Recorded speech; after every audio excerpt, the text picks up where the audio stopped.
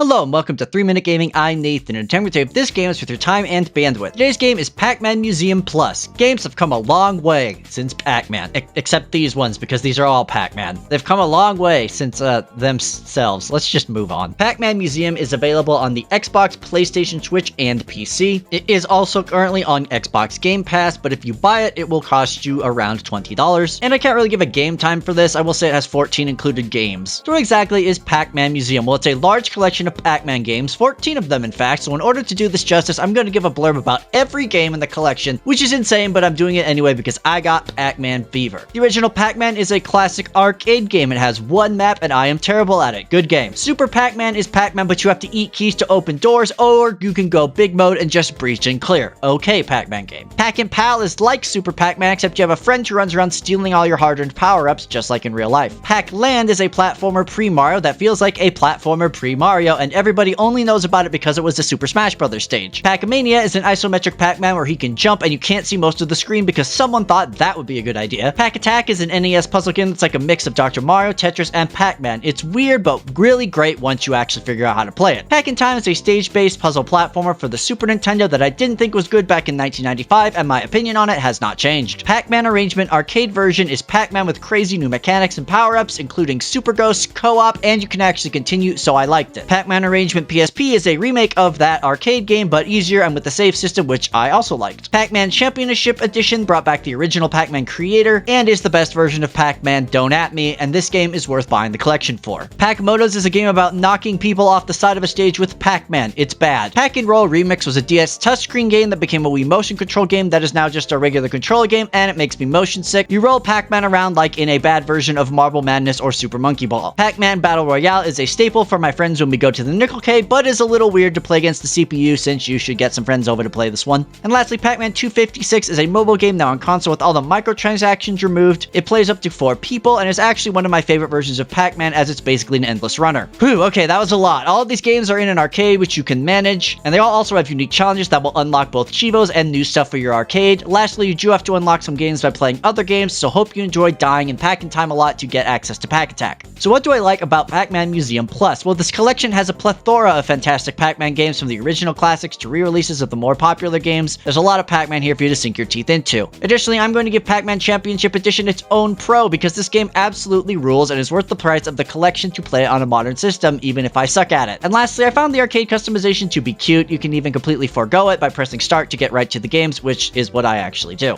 When it comes to the bad, I noticed there was some input lag on the arcade emulations in this collection, especially with Pac-Mania, which led to a lot of unwarranted deaths. I imagine you could get used to this, but it is still annoying. Additionally, there are a few Weirdo Missions like Pac-Man Championship Edition 2 and Pac-Man The New Adventures that seem odd to not be included. And lastly, having to unlock certain games is really obnoxious, especially the ones that require you to play Pac-in-Time, which just means dying a certain number of times. That wasn't a joke, you actually have to do that in order to unlock Pac-Attack. As you know, our games here in a 3-point scale: must play, maybe consider, don't bother. I'm gonna give it a maybe consider. It's a weird game to give a ranking to because basically if you like these games, you've probably already bought it, but if you don't care about Pac-Man, I don't know if this is the collection that's going to change your mind. I think if you're looking to get into Pac-Man, this is actually a fantastic collection, mostly because of Pac 256 and Championship Edition, as well as the classic arcade weirdness. But the input lag, at least on non-Switch consoles, really wore on me after a while, so keep that in mind before getting Pac-Man fever. And that's all I have for you today. Thank you so much for watching. What do you think about Pac-Man Museum? Have you played any Pac-Man games? What do you think about them? Please let me know in the comments, but regardless, go out there and enjoy Pac-Man Museum.